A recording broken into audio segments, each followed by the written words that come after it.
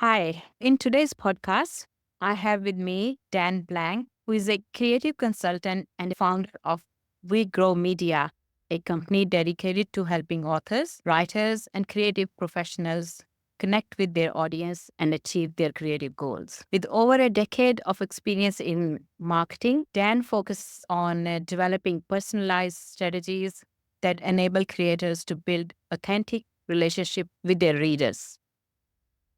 He's known for his innovative approaches, including the Creative Success Pyramid and Clarity Cards, which provides valuable framework for authors to define their vision, enhance their marketing efforts, and grow their platform.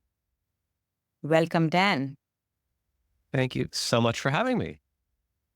I have been wanting to talk to you for a long time, so let's begin with your story. Tell us about your own journey and how did you end up helping authors with marketing? So I grew up as an artist. I was very creative when I was young. My mom sent me to art school starting at age 5, which sounds maybe bigger than it was. It was a woman's basement in central New Jersey. But you go in the basement and there are murals on all the walls and there's just supplies everywhere and the big slop sink. And she was really passionate. And you were there to learn to become an artist. So my whole early life was filled with me creating or me being surrounded by the creators. So these are writers. The high school I went to happened to also have a performing arts wing. So I was really good friends with videographers and dancers and actors and musicians. And as I got older, I kept exploring new areas: poetry, writing, photography, paper engineering and pop-up books, all kinds of things. And I was always surrounded by people who were creators. These are the people that I am passionate about because inherently it is about taking a risk, taking a creative risk, something that they feel needs to be shared, and taking the risk to create it, to publish it, to put it out there, to just engage with people around that. And I'm 51 right now, and I feel very fortunate that I got to experience the world both before the internet and after. That I had years of experience of either myself or friends of mine saying, I've got this idea. We're going to do a thing. And then you would have to make up flyers and go to Kinko's at midnight and get them paid to get them copied and then deliver them by hand and see if anyone showed up. And of course, after the internet, now we've got newsletters and social and all that stuff too. I wanted to go into publishing really early on. I remember right after college, I would be going to interviews at big publishing houses and sitting on New York City streets waiting to go in the interview because I'm early for everything in life. Eventually, I ended up at a trade publisher. I started working there around 2000. My tenure there was about a decade, and I worked with Library Journal and Publishers Weekly and all these amazing magazines and reporters and journalists.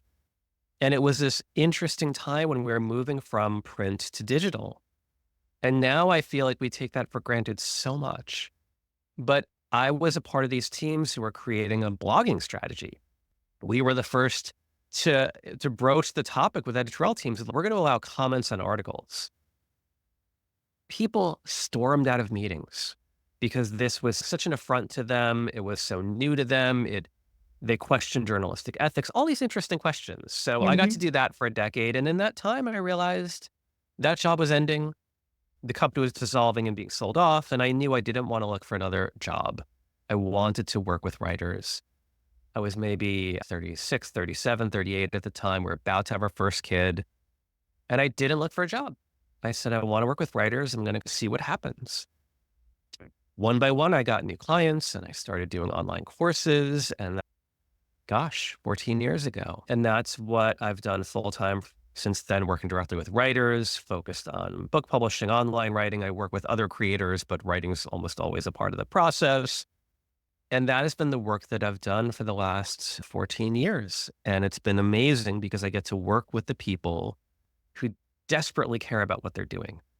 They didn't take a job to sell a product they don't care about. They are in it because they love this. And that inspires me that I get to talk to writers every single day.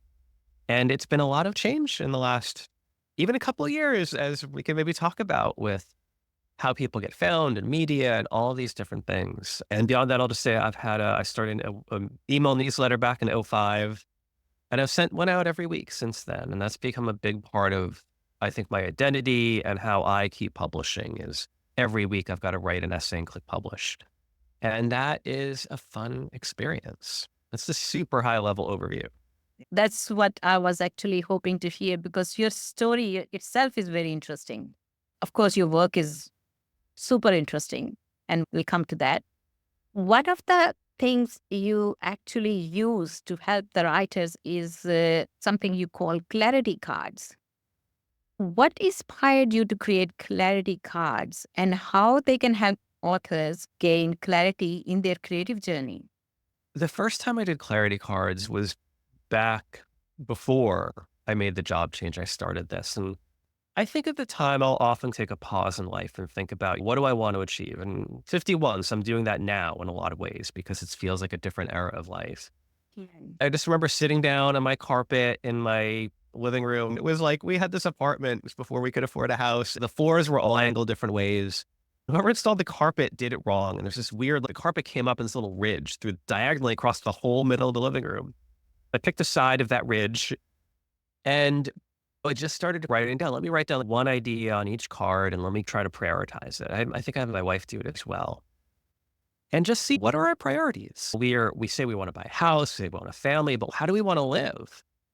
It was fun to think about what do I want my life to be? What are my priorities? Because I felt if I don't make a conscious choice to do it, life will just happen. And then I'll wake up one day and say, wow, how'd I end up in this career and this job? And now it's too late to change or it's too big Mm. of a risk to change. So I did it then. I think it just settled for a while. And then I started talking about it in some mastermind groups for writers that I had run. And I started doing it with writers. And now it's been like thousands of times I've done this. The goal for a writer with this is not just the whole idea of it. Sorry, let me explain the concept. Yep. You create a pyramid of index cards. There's 10 cards in total. Mm-hmm. At the top is your biggest priority, and then Mm-hmm. it works downward from there. You can do this in general, or sometimes that might be too big. And you say, you know what? I want to do a pyramid of my priorities for the first month of next year, the first quarter of next year. What are my goals for next year? And that way you can sometimes bring it in a little bit like, oh, what do I want to do in the first 6 months of next year? The big idea here is not just to prioritize your writing goals, to put your whole life into it. Because I'm such a strong believer that you only have a limited amount of energy, not even just time, but just even creative energy. Mm. Everyone I work with and I talk to, it's not just that they have goals with their books and with sharing and with writing. They might have families, they might have responsibilities, they might have partners, they might be caring for loved ones in different ways. They are split among so many different things that matter to them, including their own physical health goals or mental health goals or what have you. And I feel if you try to segment out just your publishing goals, you're not able to really integrate it into the complexity of your life. Usually what we'll do is the goal is set up with that pyramid. And I like when it is somewhat a private process, you can play with this a little bit. So usually we start off with, I have a 5-stage process, but basically you're going to brainstorm it first, write down many cards, different ideas, and to the best of your ability, try not to be too vague. Not just family, it's like family first.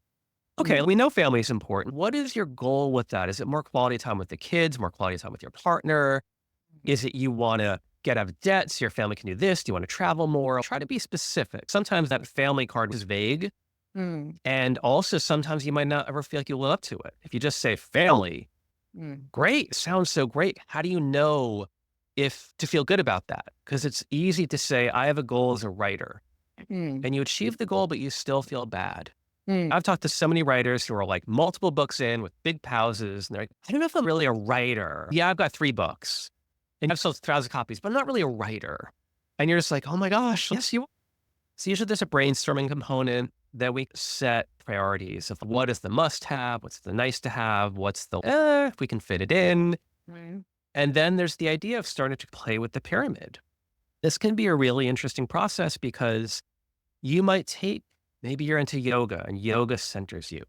And you take that yoga card, you put it at the top above family, above your book, above everything.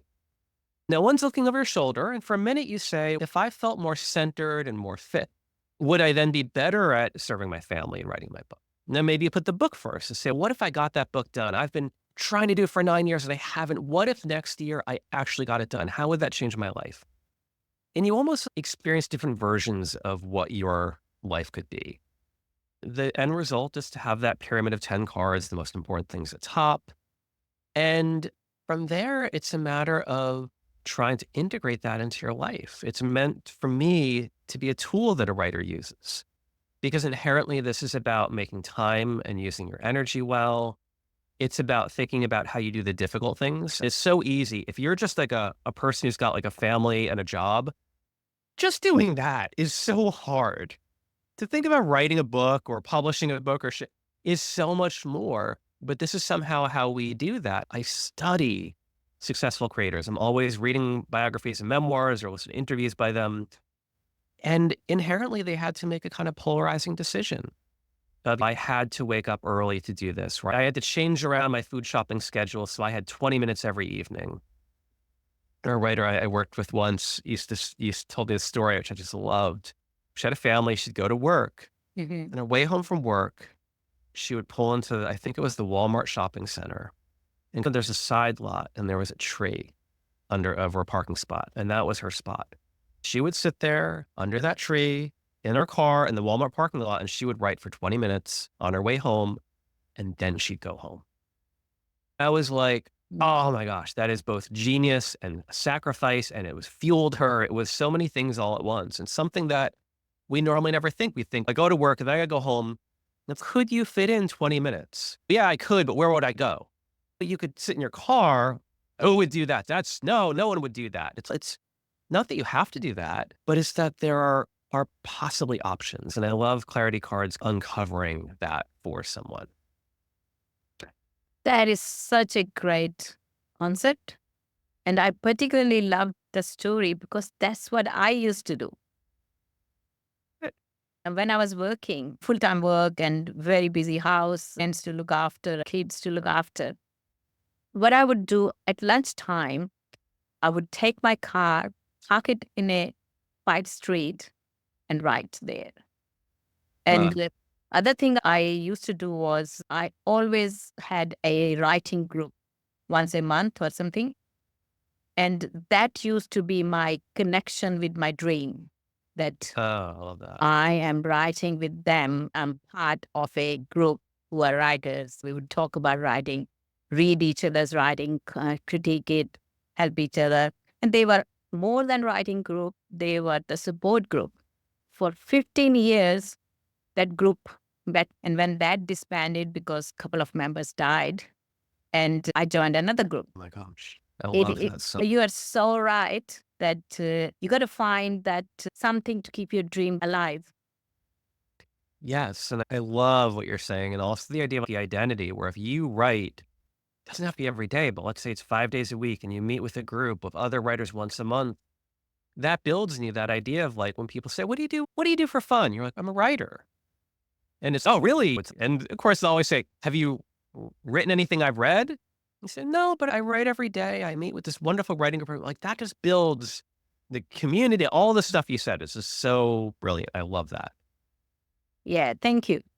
There are so many aspects of writers you touch on, but the most important one, which I want to learn from you, is about the author platform and marketing side of the thing, because you have a different approach, different than anyone else about marketing. So let's start with the author platform and we'll get to the marketing part in the subsequent questions. What are the key elements that authors should focus on when building their author platforms? When I think of a platform, I feel like most often people think first of social media, a presence online, and how many followers they have. And this advice is repeated again and again. One of the ways I hear it very commonly expressed is, oh, agents or publishers, they'll only look at you if you've got 10,000 followers.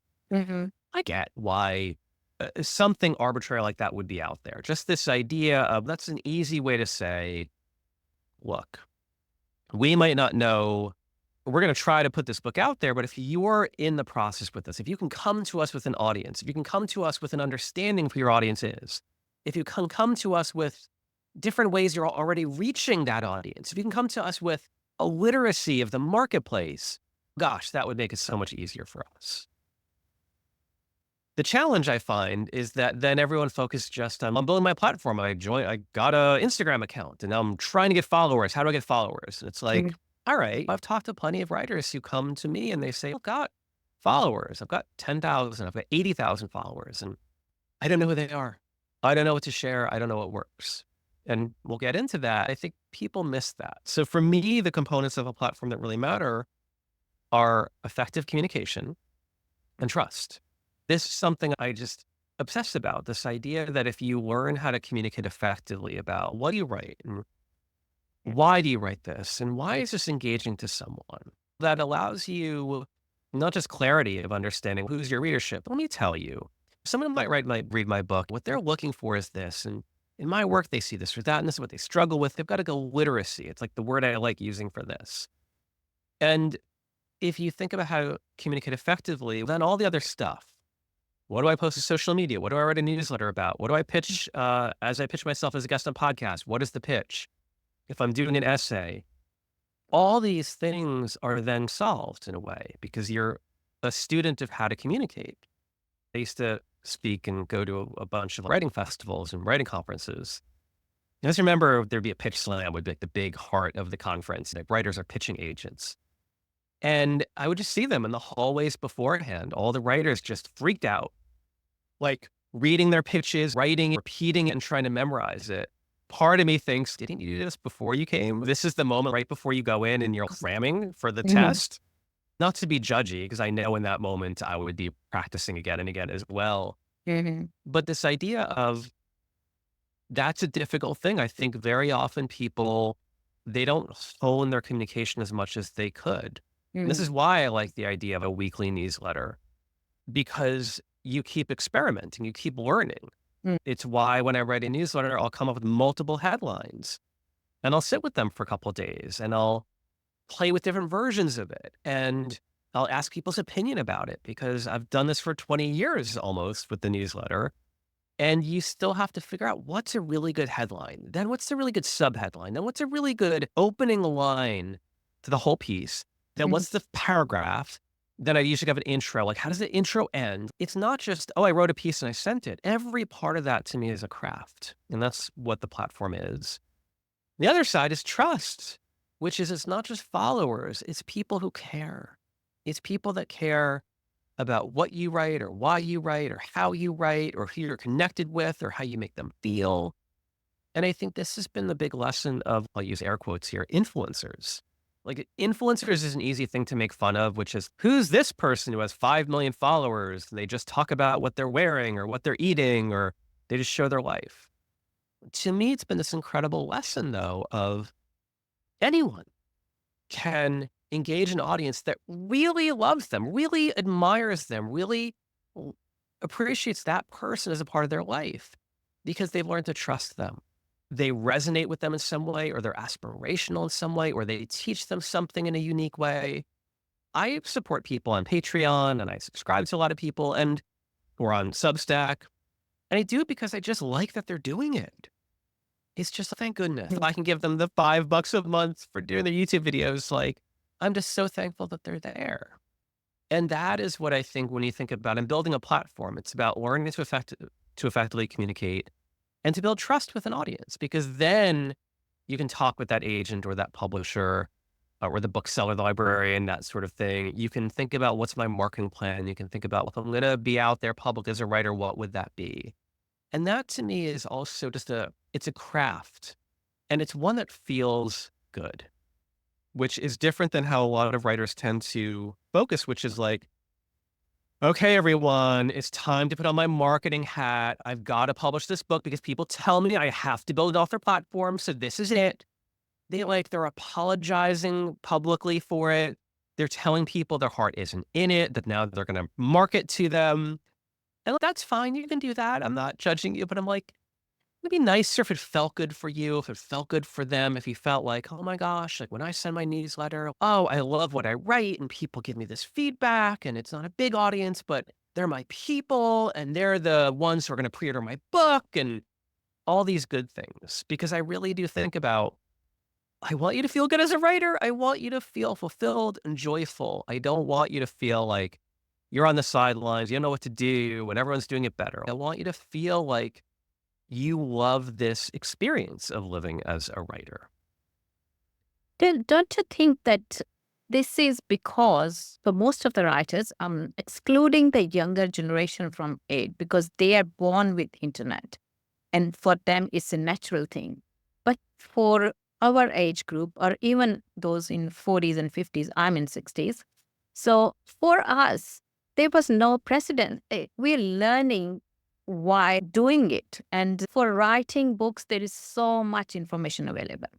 But when it comes to marketing and when it comes to making this connection with our readers and first of all, finding where those readers are and then making that connection, there's much available outside or in the market.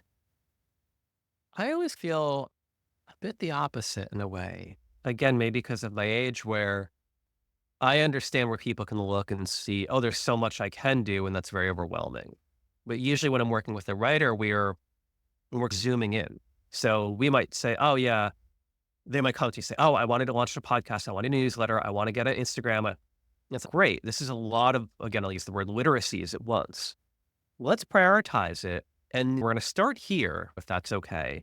And then that will inform this. And you can't, if you, it's hard to figure out all the ins and outs of Substack, all the ins and outs of Instagram, all the ins and outs of podcast all at once. I think some of it is our idea of how quickly things should happen has become very modern. It's very interesting where like someone who's my age, 51 or older, is going to remember the 70s and 80s and 90s when everything was slow and Mm, all media was expensive. So for me, I'm always like, why do we think we have to have 10,000 followers right away? Like that's not how it used to be. mm, I like looking at it from that craft perspective. I also have kids. I have a 7-year-old and a 14-year-old, which are fascinating ages. The 7-year-old, yeah, they have a smartboard at school and they gave him a laptop in first grade, which is interesting. But I will say he spent a lot of time on the typewriter I gave him because he wants to make things. He wants to see it. So that's his printer. That's his whole print shop, the typewriter. He uses it mm. constantly. He goes through more paper and tape and yarn. He's an artist. He's a crafter. So his dream is to wake up and get started on his projects. Our living room it's clean at night and is a disaster by the afternoon the next day because he's just making. We have a TV. We have all the normal stuff. This idea that kids naturally go to that, I think is not quite true because we see lots of trends of kids of all ages who read actual books or who want the physical album. They want to go to the concert. I do think this is a choice. And I think that sometimes it is overwhelming, everything that can be done. If someone looks at TikTok for the first time, they be, whoa, what is that? Yeah. But to me, that's the same feeling as walking into the gym for the first time. Yeah. And just being like, oh my gosh, everyone's wearing spandex. There's all these unbelievably weird looking machines. They all seem confident. They know what they're doing. There's little culture I don't get. You walk in and you take a towel from this desk, and then that's your towel. And you're allowed to put the towel here, but not there. You've got to wipe off your stuff. Like, it's really weird. It's bizarre, quite frankly. But then you learn, you ask, you like, let me just go and do a little thing. And I feel like it can be accessible if we just approach it like a craft and approach it one thing at a time. And as you do, talk to people and collaborate with people on it. That gym analogy is unbelievable. That explained it also. Because I think you can put me on the other side you as a coach and me as an author. And I am baffled with all the things we are supposed to do to put ourselves there, and there is no end to them. And you master one, you think you have uh, started the newsletter and have some subscriber, you are there, but then there is another thing. And then you need to Yeah. podcast like I'm doing. Then you need to YouTube or do other things. So it's gym. And I remember when I joined the first day, for 2 years, I didn't even go. I paid the subscription, but never went there. And I would also say, look for people you admire who are doing less. Like even for me, I've barely published on social media at all this year. I'm on social media all day. I barely posted to Instagram at all this year. Mhm. I'm on Instagram about 1,000 times a day. Mm. And you can look at my life and say, Dan publishes this newsletter on Friday. I do a paid newsletter for my paid subscribers on Tuesday. I do some Substack notes. I really love Substack right now. I don't know what else he does. It's the kind of thing where I'm not on TikTok posting and Instagram posting and Facebook posting and all these things. I'm there as a fan, liking and reading. Mm. You don't have to do it all. You really don't. My podcast, I haven't published to that in a year or two. And I Mm. still like the idea of it, but life is complex and Mm. I need to focus on a few things. And we all have permission to do that. You recently said on your newsletter that you stayed away from social media for a period of time, and now you have a strategy to go back into it. Yeah. What is that strategy? Do you want to share that? Yeah. So it's interesting. I looked at the fall as something new. So I said, okay, let me get back on social media. And I posted for maybe a week. And what I really found was I had created a big strategy for my Substack, which is I created like a fall curriculum. Mm-hmm. So I figured, let me give the fall something new. I gave it a 3-month arc. I gave it a name and I said, okay, September, I'm going to write about this all month. And October, I'll write about that. And November, I'll write about this. That meant every one of my Friday posts were about a certain topic. All of my paid newsletters on Tuesdays were a deeper dive with assignments. And then every note that I had in Substack was that. I found that was a lot. That was a lot for me to do. It Mm-hmm. worked really well. It's a lot of interaction. I also found, look, I've got little kids. My mom moved up here this year and she's in a nursing home close. I get to see her all the time. And I found that was enough. I did a bit on Instagram, but I love the idea of doing more video on Instagram.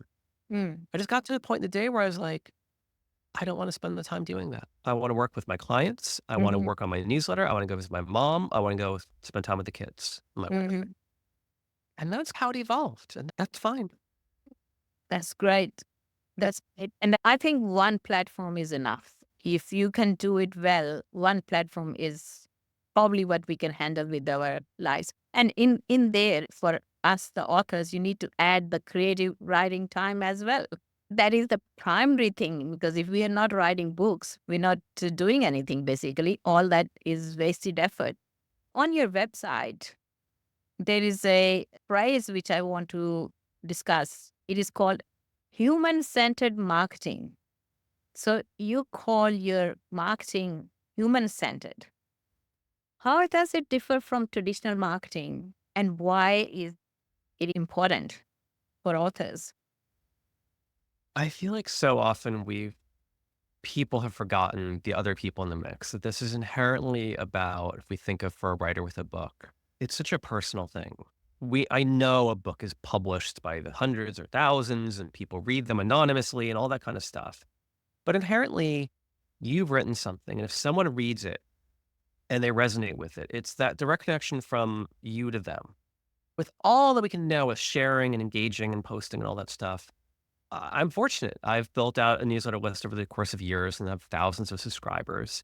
Even though when I click publish at 7 a.m. on Friday morning, it goes out to 1,000 people or thousands of people at once. Every one of those people gets it. It says from Dan Blank.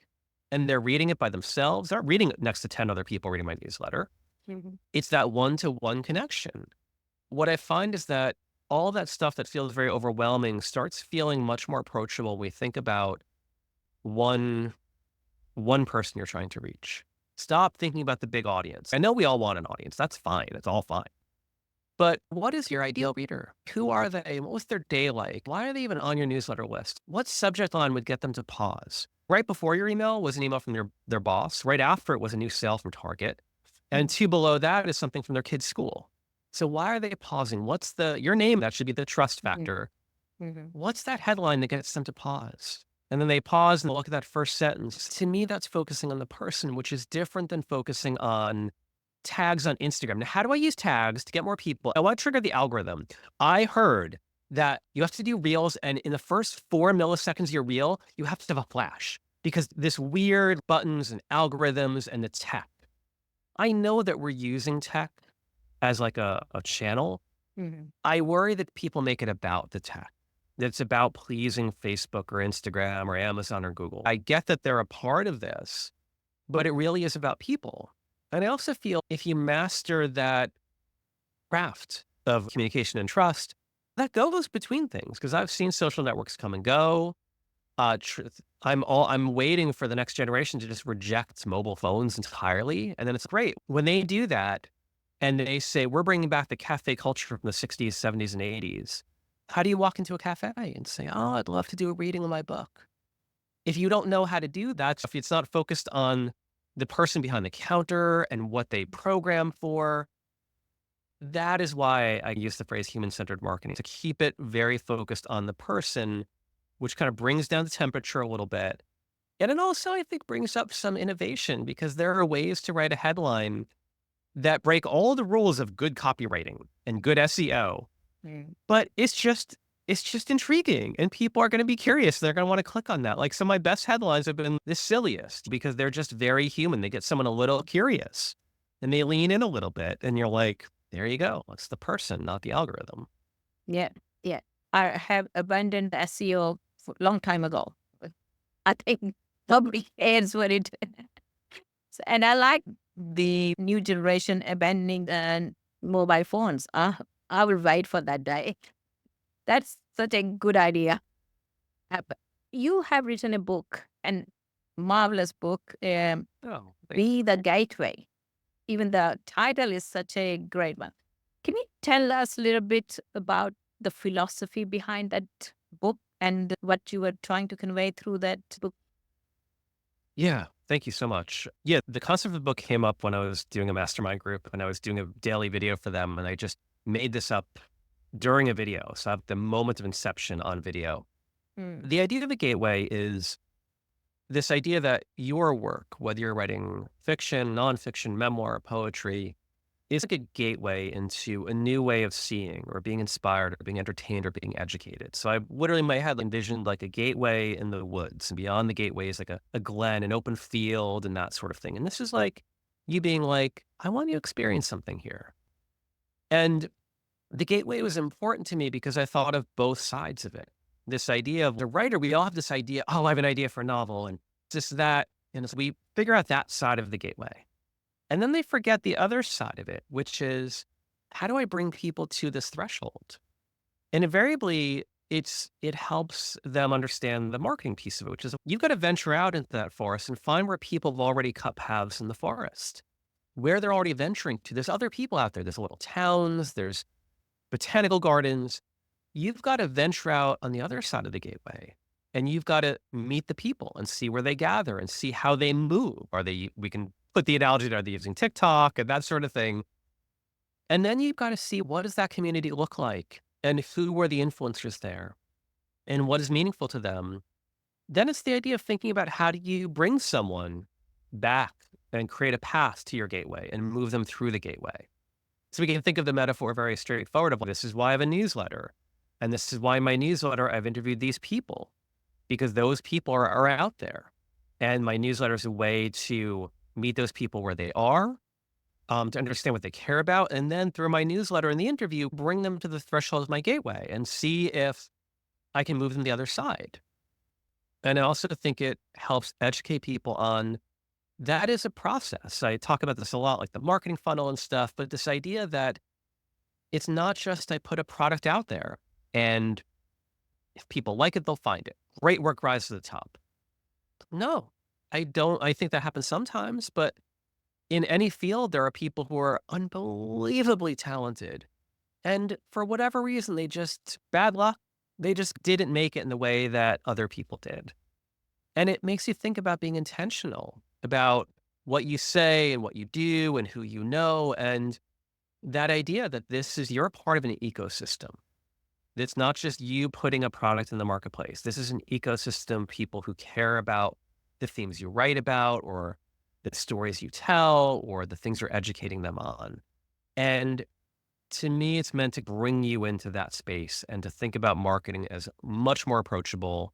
And that metaphor is thinking about the whole idea of platform and marketing and all that stuff in a way that it feels a little bit more natural. How can authors connect with their audience at a deeper level?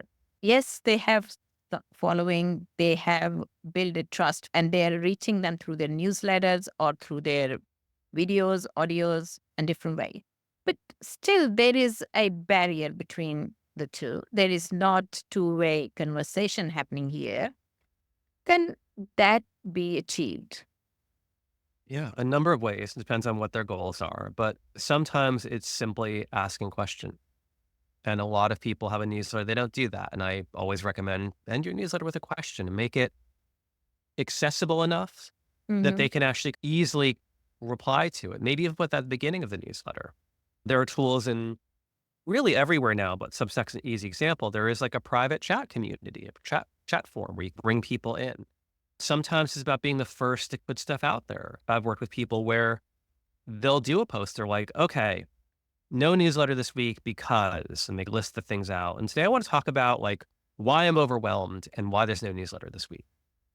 And like invariably, that's like their most popular newsletter or a popular one because it's like saying the things that we all struggle with. And I always see that because I love studying social situations when you're in a group setting and everyone's their best behavior. And then one person just says, oh my gosh, I don't know about you, but like I am spent or blah, blah, blah. And then everyone just, oh my gosh, me too. Like the kind of like it opens up the floodgates where now you're allowed to talk about that because they did that. It's also the idea of, I think, like leaving room for the reader.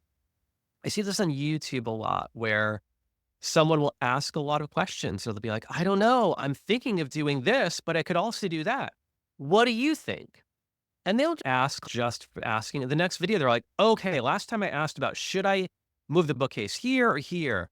Now, half of you said this. You know, at first I wasn't going to do that, but the other half said that. Now I'm working on a plan. What do you think of this?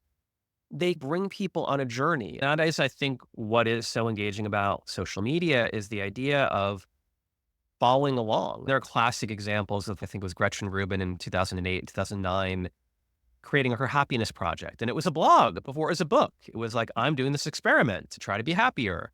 Mm. And people moved along on her experiment with her. So by the time the book came out, they've been like on the journey with her, like rooting for her, doing it with her.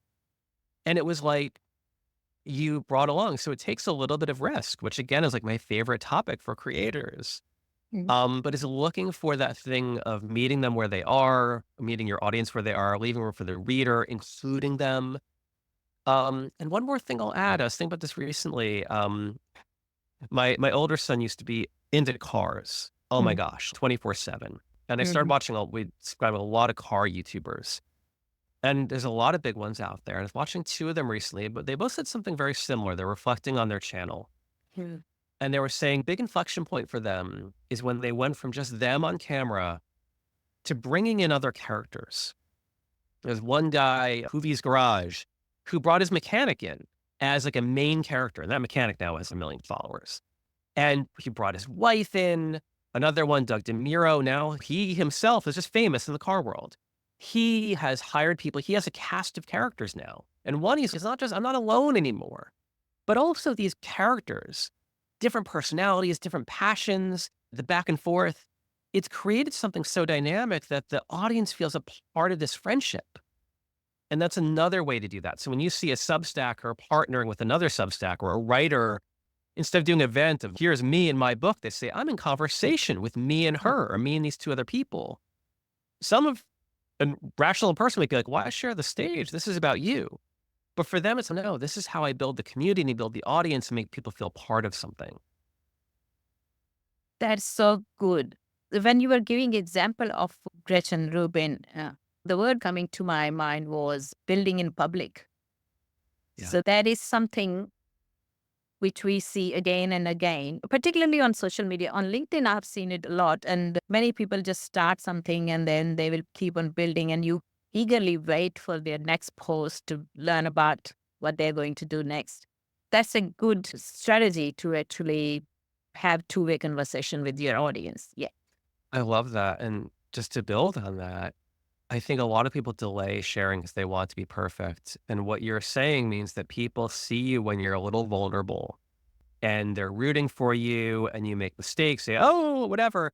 And it gives them more to feel a part of it. And I always think of this with the Olympics or this America's Got Talent shows, whatever. They always share the backstory. They share that journey. And what you're saying is, yeah, that's a part of Yeah. marketing is sharing that journey. Yeah.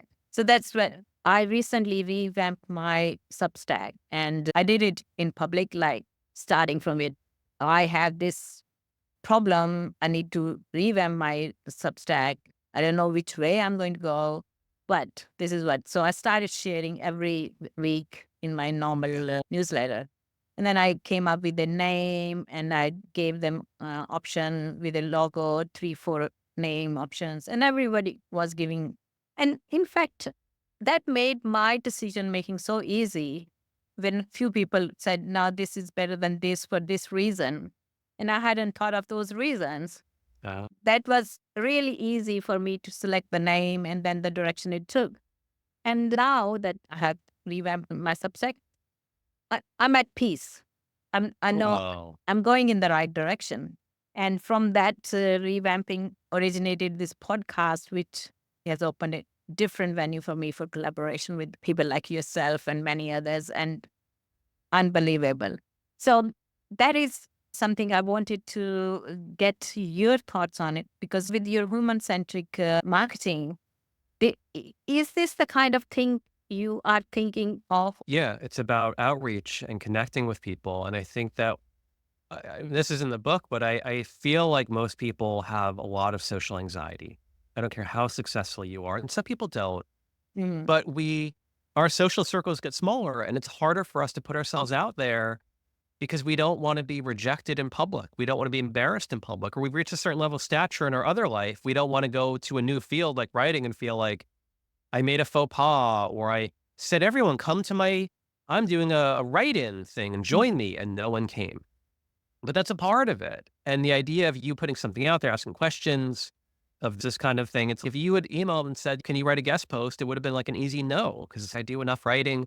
Like, oh, can we chat? And I was like, with your stuff, I'm like, oh yeah, totally. That's great. And this is really fun. So Mm. yeah, I like that you said opens a new door for you because yeah, it's a whole other area for Mhm. you that wouldn't exist just with doing the writing of the newsletter without doing an interview. So I love that. And also, it solved another problem for me. I was so camera shy. I just can't talk to the camera, but I can talk to Yeah, a person very easily. I killed 2 birds with one stone. I love it. That's great. We're reaching towards the end of the interview, but there is two important questions. One is, what is the top 3 pieces of advice you would give to emerging authors as they navigate the publishing and marketing landscape? That's a hard one. Okay, It so must first be. I'll say write. Mhm. Writing is the best thing you can do for marketing because so Okay. many people I talk to and they don't write. No, I'm in the middle of publishing my book. Okay, like I'm not saying you have to write every day, but write. And also then writing becomes marketing because then it becomes you sharing about writing. Why do I think to write about my newsletter or Instagram? If you're writing, just share that. Like when I used to write, before I had this studio, I worked out of a Starbucks every morning. I'd go there right when they opened, I'd stay there for 4 hours and work. I'd start my day by like writing. And every day you scroll way back on my Instagram, you see every day it's a photo of me in the same position as Starbucks. And I'm like writing, where I have a little thing. And people love that. They just loved seeing someone who's writing and they felt good about it. And then also they knew what I did. What do you do for a living? I write. It's one thing I do. So writing is also great marketing. So the first thing is write. Um, the second thing, I guess, would be don't go it alone, which is you should have colleagues. Mhm. Um, this can happen in a wide number of ways, but I just strongly advise to not totally isolate yourself. So you can do it as you've done. I'm going to look around for a local group. Something that I've done for many years is if there's someone whose work I see and I tend to reach out to them. Mm. It used to be years ago, I'd meet with people in person in New York City. I'd go in one day a week.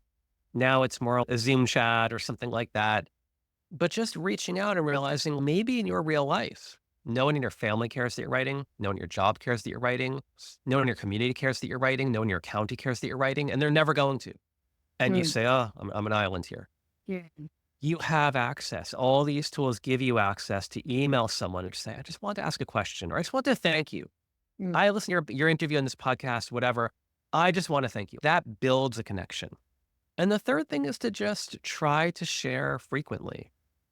Pick a channel. I don't care what channel it is, whether it's TikTok or Instagram or Substack or something else, although I do think newsletters are really important. And just share frequently, more frequently than you think, because in that repetition is you finding your voice. It's you learning how to communicate. It's people finding other ways in to your work. I've written about such a wide range of things, and every one of it gives people a different way into what I do. And invariably, I feel like over time, I'm sharing how I need to share, which is a little weirder. If I wanted to write just like a book marketing newsletter, I wouldn't do it the way I'm doing it because it would have to be everything is very strategic. I write about a wide range of things and I bring it back to writers and I share my photos of my mom and my kids. And I'm like, this is me. This Mm. is who I am. And this is what I care about. So I want to wake up and come to this room and I want to be filled with the things I care about, which is my wife and my mom and my family and writers and these ideas. So if you like the way I do it, Mhm. great. We've got a lot to talk about. If Mhm. you don't, then you don't have to subscribe. You don't have to follow. There's no problem. So Mhm. write, outreach, and share frequently. Those are the top three Wow. things. I was going to go easy on you and then say, if you can't give three, just give one. But you gave three. So that's great. All right. What services do you offer and where can people find you? Oh, so you can find me at WeGrowMedia.com, which is all about the work I do. I work one-on-one with writers, helping them with all this stuff. I do some workshops relatively often and have my Substack, which is my newsletter. So you can go to danblank.substack.com or search my name or it's on my website. And that's where I have the weekly newsletter. It's free. It's every Friday. And I have a paid newsletter. It's $9 a month. You get a whole extra thing on Tuesday. And I engage with people there. And on other social media, I'm at Dan Blank. And again, I don't update that much right now, but I am on it constantly. So it doesn't mean I'm not seeing people or commenting or if you tag me, like I am there. Those are the places you can find me. And yeah, there's a lot And out the there. social media is Instagram? Y- Instagram is the main one that I'm on, but I check LinkedIn and all the normal ones like a Ah, lot. okay. Is there anything I haven't covered and you would want to add to this session? The only thing I'd end with is to just celebrate what you do take action on. I think a lot of writers only look at what they don't do, whether it's with their writing or publishing or sharing, and they end up feeling bad. I would just encourage everyone listening, anything that you do to try to create, to try to connect with other people, look at that as a celebration. If you say, I'm going to go down to the bookstore, I'm going to ask them about other books in my field to learn whatever. You go there and the person working on the counter just started that day and they were rude to you, they can't help you. Give yourself credit that you did a thing. You tried, and next week you'll go to a different bookstore. You'll go to the same bookstore at a different time of day when the manager's there. Like, I want more writers to feel good about what they do instead of feeling bad about what they do. That's such a nice advice. Thank you, Dan, for sharing your invaluable insights and the creative success pyramid and the human centered marketing. Your guidance will be very useful for the Author Circle listeners, and we'll stay in touch. Thank you so much. This has been wonderful. Great.